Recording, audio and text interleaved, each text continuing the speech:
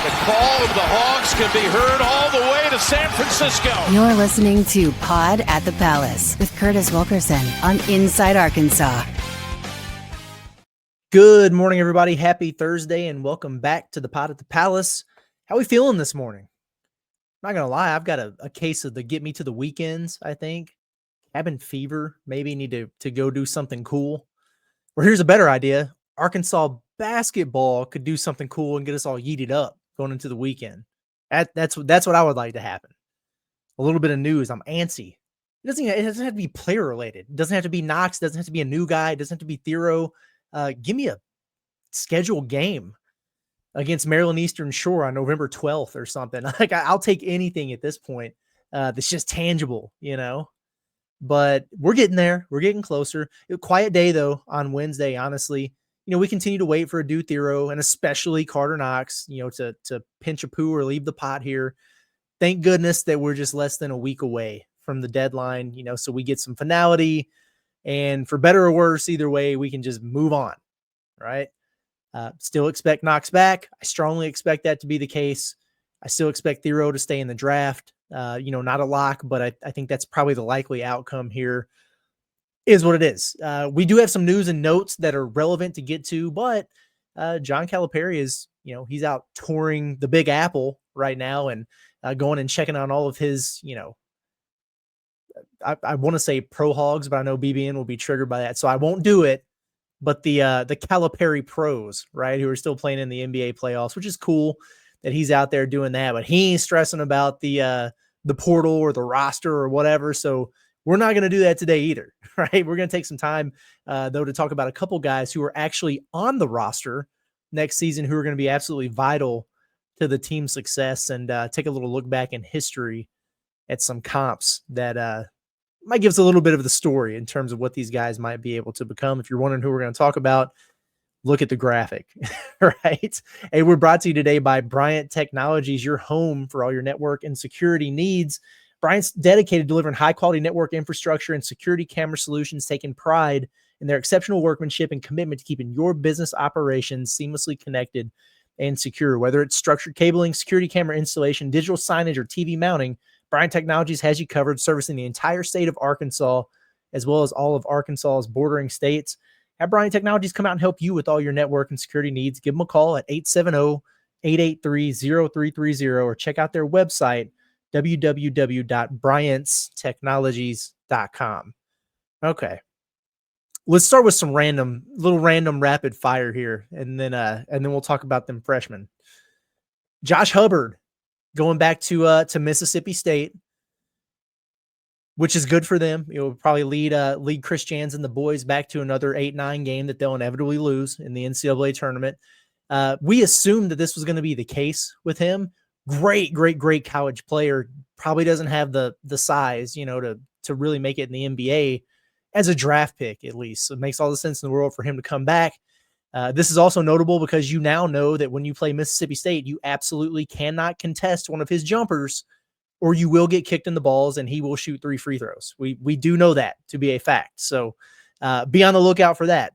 Speaking of small guards, the short kings of the SEC, Zakai Ziegler is suing for a 5th year of eligibility with no real grounds to do so, honestly, other than just basically saying that he's being penalized, he feels, financially for playing and graduating in 4 years, which is kind of what you're supposed to do if you can. But I actually get what he's saying here. And NIL's changed everything because now you can tag that monetary value onto these things. Essentially what he's saying is, you know, guys who take a red shirt year, or, you know, it's unfortunate, but if they get a medical hardship or whatever, and it takes them 5 years to play their 4 seasons, they theoretically get an extra year to capitalize on NIL. And he doesn't necessarily think that's fair. It feels like he's being penalized for it. You know, and I do look at his situation. You know, he had that ACL tear happen against Arkansas that year, very, very late in the season. It was like right before the conference tournament almost. And, you know, he missed the NCAA tournament, but he was ready to go for the next season. It might have wound up being 5, 6, 7 games or something. But, you know, had he have gotten injured, it would have been nice if he never got injured at all. But had it happened in November or something, he could have gotten a medical hardship year for that and been able to come back this year and make what he says could be $3.5 to $4 million at Tennessee. So I kind of understand where he's coming from here. What I will say is he's probably going to get shut down. He filed this lawsuit, by the way, in the exact same court that the Tennessee baseball player remember that the transfer from North Carolina, Ozuna, I think was his last name. And he didn't have any eligibility left, but he was suing for that 5th year or whatever. Tennessee went ahead and signed him, hoping they could get him cleared. And it didn't work out for him, got denied, and he hasn't played all season. So Ziegler's probably going to get shut down. But if he doesn't, that 5th year thing that we've talked about will really, really, really start to pick up steam. And that could be interesting. So we'll definitely keep our eye on it. What else? Rashawn Agee. Remember that name, the former USC forward for Eric Musselman, stretch forward that a lot of Razorback fans that I talked to at least felt would maybe just like the perfect fit left if Arkansas was going to go out and get a backup 4 out of the portal. Just like that 9th man type who can knock down some threes, physical, can rebound for you, not going to command crazy minutes, not going to hurt Trevin's feelings, that kind of guy. Well, he's going to Texas A&M. He's playing buckyball and he's another guy who has to get that 5th season of eligibility approved. He's, as far as I know, he hasn't gone through that process yet.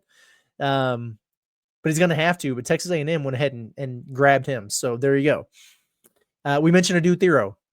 He participated in the Clutch Sports Pro Day, at least to some degree. And this is remember we talked about how the combine was going to be the 11th through the 18th.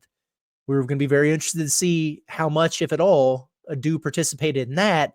And then we talked about these agency pro days that they have where it's just very strategic, scripted workouts for their guys, where they're, and in ways it makes sense. Well, at some level, Adou participated in that. Everybody saw the video by now that was circulating around. This is interesting. Like they put the clip out and it featured at the very, very end of it. They had a bunch of guys out there working out. Shout out to Hunter Dickinson, who put out that LinkedIn video on Twitter, which was electric, by the way. Caleb Battle was there. So a bunch of different guys. But at the very end, you saw Adou Thiero shirtless and sweating and like running up to all the other guys to get in the huddle to kind of break it out. It was like it was the end of the event. So was he a full participant? Did he only do certain things? Was he taking contact? I don't know the answer to that question, but I do find it at least somewhat interesting because if Clutch was actually as comfortable as we've been led to believe with his draft standing, they probably wouldn't have had him do anything at that either. On the flip side, though, if they feel like they need to showcase his strengths, or what he can do in a controlled environment like that, so he can get maybe the guarantees, the assurances that he's looking for, that his people, his circle were looking for to close that door on college, this would be the place to do it.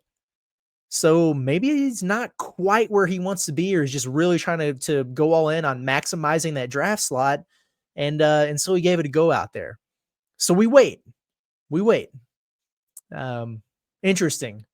I'm at least glad that it's something that we can discuss, to be honest with you. I don't necessarily think Adou's going to wind up back at Arkansas here, but I do find the last couple days worth of information interesting. Like it's at least enough to pique my interest, and you kind of raise a brow to it like, so you're saying there's a chance? Yeah, maybe so. Shout out to JD Note, by the way. Razorback, like just the most underrated Razorback that I've covered, at least. Man, he caught so much flack at times, and I just thought he was great. And I understood the role that he was in, that he had to play for that team, especially his last year. Love me some JD Note, man. Shout out to him winning 6th man of the year in his pro league over in Italy. He just continues to carve out a great career overseas, making really good money in a really good league, in a good place. You can get over there in Europe in some places, and it's just not a good situation at all. He's in a really good situation over there, and I'm happy for him. That's awesome stuff. So good for him. And then shout out to SGA, right? For winning that MVP. A Caliperry guard is the best player in the world. Imagine that. Instead of being grateful, a decent number of BBN folks are going to piss and moan about Quade Green, but that's okay. At the end of the day, though, it definitely got me thinking about, this upcoming crop of Caliperry guards and what the future holds for them. And so let's get into it, because we've talked in the last couple of weeks about Isaiah Sealy and, Kareem Rattel, and can they contribute early? Is it fair to expect them to? Will they have to? We don't know. We'll see what that looks like when the roster is finalized. And, we can debate that either way, depending on how it shakes out here in the end. But what's not really up for debate is Darius, Acuff, and Meleek Thomas. They're two of the three guards on your roster, and it's probably going to stay that way. And I know, yes, Billy can run emergency point guard if he has to. He's fine.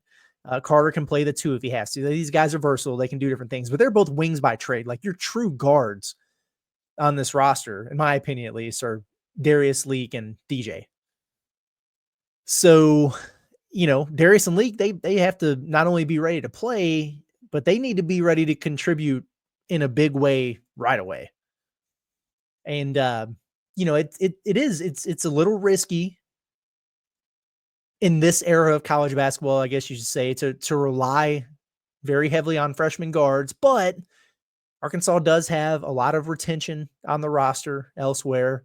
They got some old heads in the post. So it's relying on freshman guards can be tricky, but I'm not as worried about it with this year's team, because you've got a third-year starter in the SEC and DJ Wagner.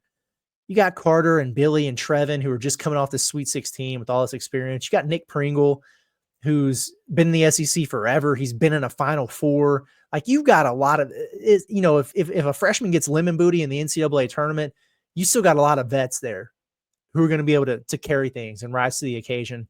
And I don't worry about it as much. And I think it was a pretty valid concern at times, with Cal, when he was doing the thing where he'd get 5, 6, 7 freshmen. It was 2/3 of his rotation and all that. But the ones that you're going to really, really be relying on are, in your backcourt, though. And so that's kind of the one part about it for me. I just think you need these guys. If Arkansas really wants to maximize the potential here, and the conversation could change if Thiero did wind up coming back, or they added somebody else, whatever. But with what you're kind of projecting right now, you need these guys to be your classic Caliperry freshman guards. Can Acuff essentially fill Boogie's shoes in a different way, as a different type of player, but as a league guard nonetheless? Leek is probably your best bet for a sniper, a sharpshooter. And at least from that standpoint, can he fill the void left there by Nelly Davis, right?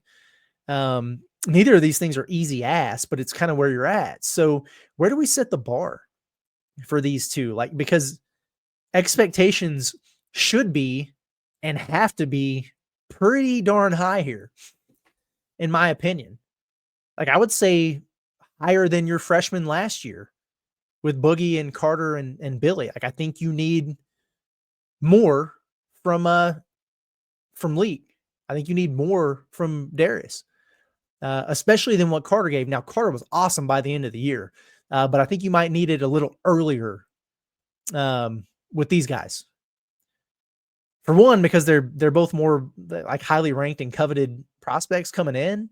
I guess unless you ask on 3, we're not going to get into that today. But also because these guys have DJ, but there's no Nelly in place this year to give you time to figure it out. Karter, sure, but unless Billy makes a big leap, there's no, super versatile Adou Thiero, unless he surprises us here. I just feel like there's gonna be maybe more urgency with these youngsters early on, unless of course we see another notable addition or two that takes a little bit of pressure off of them.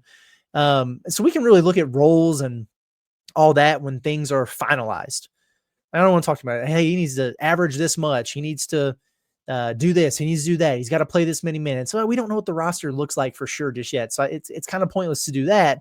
But I did want to go through just some comps, with last year's SEC freshmen, with, last year's crop of McDonald's All-Americans, notable Arkansas freshman seasons, and even, like more recent versions of Caliperry's guards, just to have a little bit of barometer. Like, can we set the bar somewhere with them to what we hope to see here?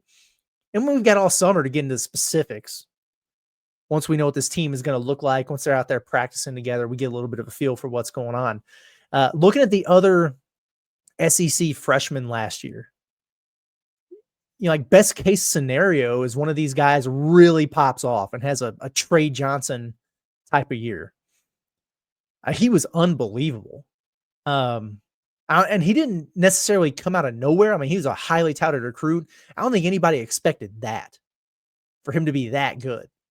So can one of these guys for Arkansas exceed what are already high expectations? Like, really come in. It's like, oh, wow. We knew he was good, but he's good. I would love that. Or even Jeremiah Fears at Oklahoma. I mean, he was a reclass, by the way, who's supposed to still be in high school, who wound up averaging, 17 points and 4 assists. He's literally the only reason Oklahoma even sniffed the tournament. Really good player. Was probably a little bit undervalued. Probably didn't have as many eyes on him as he normally would because he reclassed. So it was 1 year less of evaluation. But both your guys, Acuff and Thomas, are ranked significantly higher than he was coming in. And the rankings aren't the end-all be-all, but it's just kind of the first measuring stick of where these guys think you're at. Is that a pipe dream? To think, to say, could Acuff or Thomas have a Trey Johnson or Jeremiah Fears type of season? Like, is that crazy? Is it far-fetched to think that one of these guys could kind of take the league by storm? I don't think it's insane. There are other really good players on the team, so I don't know that either one of these guys is going to average, 20 a game or whatever Trey Johnson had. Because Karter's going to be getting a lot of shots. You know what I mean? DJ is going to be getting his shots up. You're going to be feeding Meleek Ewan in the post. But just in terms of that type of impact, I think about a guy like LeBaron Filan in Alabama. That was a deep roster. They had a ton of returners off of a Final Four team. They attacked the portal. They had more dudes than they knew what to do with. And, LeBaron Filan, he wound up averaging double figures and was starting on that team. It's a huge impact. One and done. See ya. Could Arkansas get like Todd Pettiford production from Malik Thomas? Think about what Todd Pettiford did at Auburn. Like, he was certainly good enough, I think, to have been in their starting lineup, but he wound up kind of being a 6-man with starter value, scored a dozen a game. He hit 73s, that firecracker off the bench for them. And in ways, they got better when they went to the bench and he came in. That seems like a perfect type of scenario to me for a guy like Malik Thomas. And Pettiford very well may be a one and done. Auburn's really hoping they get him back, but he might be a one and done. So there's a lot of examples you could look at there, and not all of them pan out. I mean, think about just the McDonald's All-American class from this past year. They're being a burger boy. Like, you're not a lock to be great as a freshman, but there's still a pretty solid hit rate. Like, a lot of these guys are going to be really, really good one and done types. Or contributing key roles to really good teams. And then there's always going to be some busts. Looking at you, Bayfall. But taking last year, for example, I mean, Cooper Flagg, Boogie, Ian Jackson, Liam McNeely at UConn, Pettiford, who we mentioned, Jaden Quaintance, Derek Queen at Maryland, Ace Bailey and Dylan Harper at Rutgers. I'm trying to think. Carter Bryant at Arizona, one and done. VJ Edgecombe at Baylor, one and done. Trey Johnson, who we mentioned. Karter Knox, right?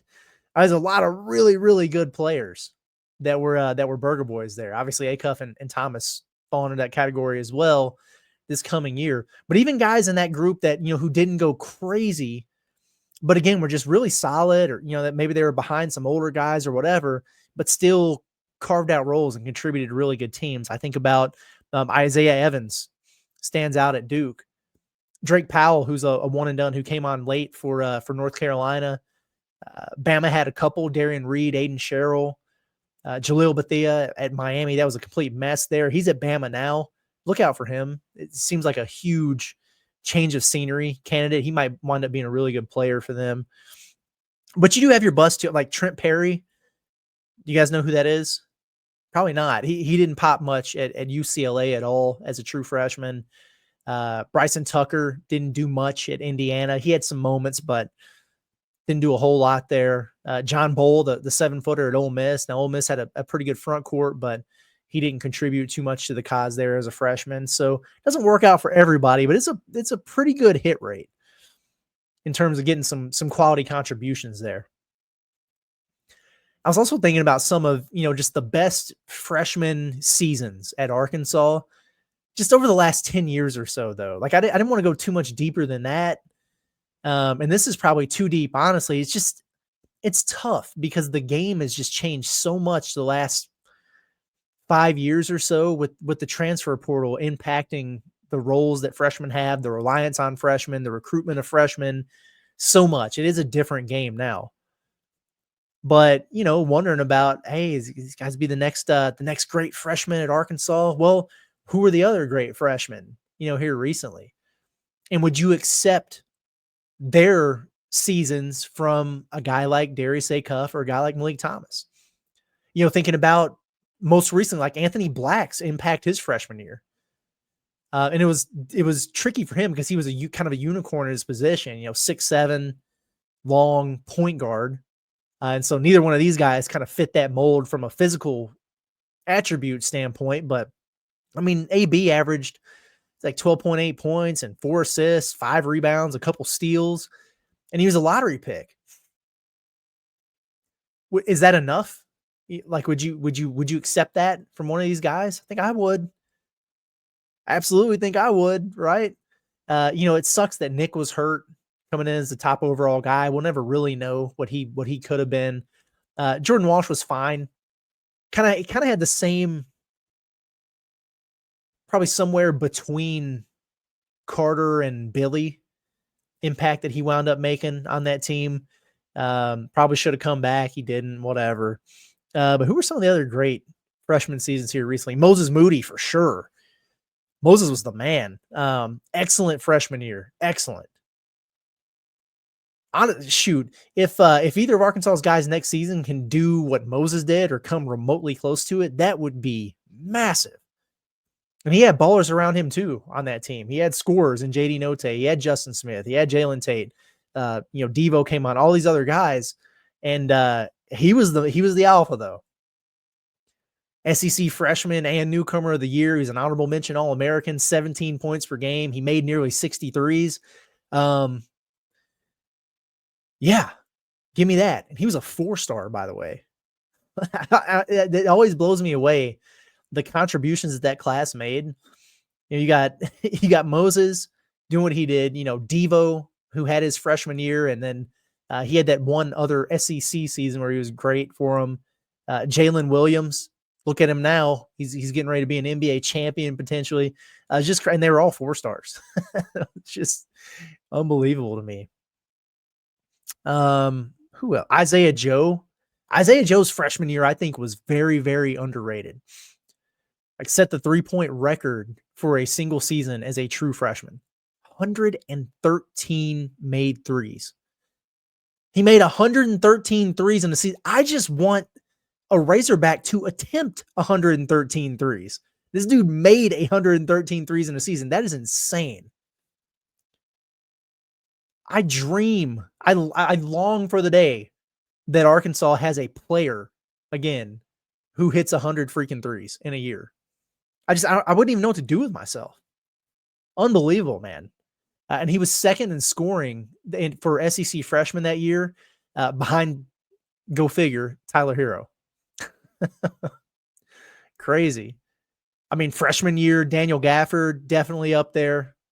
He was tremendous. I just don't see any reason why Acuff, Thomas or both of them could not be in that same conversation. And if either of them are, we can really, I think, get serious about Arkansas as a Final Four contender. And that's without even knowing how this thing's going to be finalized yet. I'm assuming Knox is back, but you know. And then the Caliperry fact, like his track record with guards, and it's not 100%.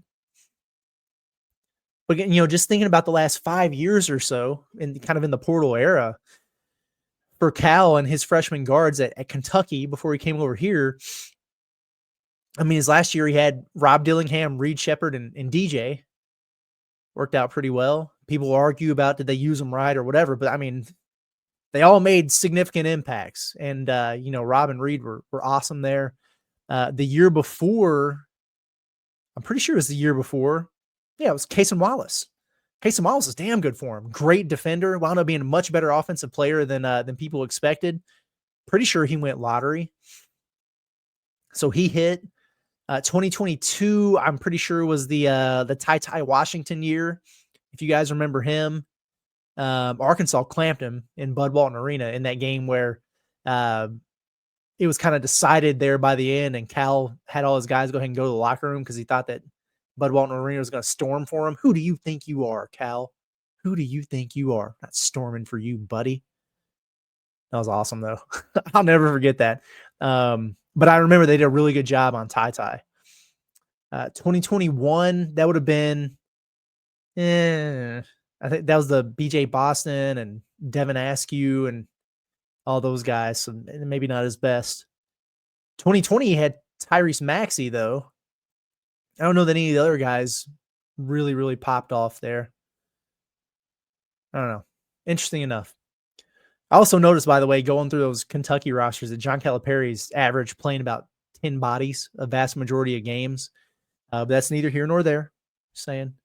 But hey, at any rate, I'm holding out hope here. I'm optimistic that, you know, Darius Acuff can be that next big time Caliperry pop.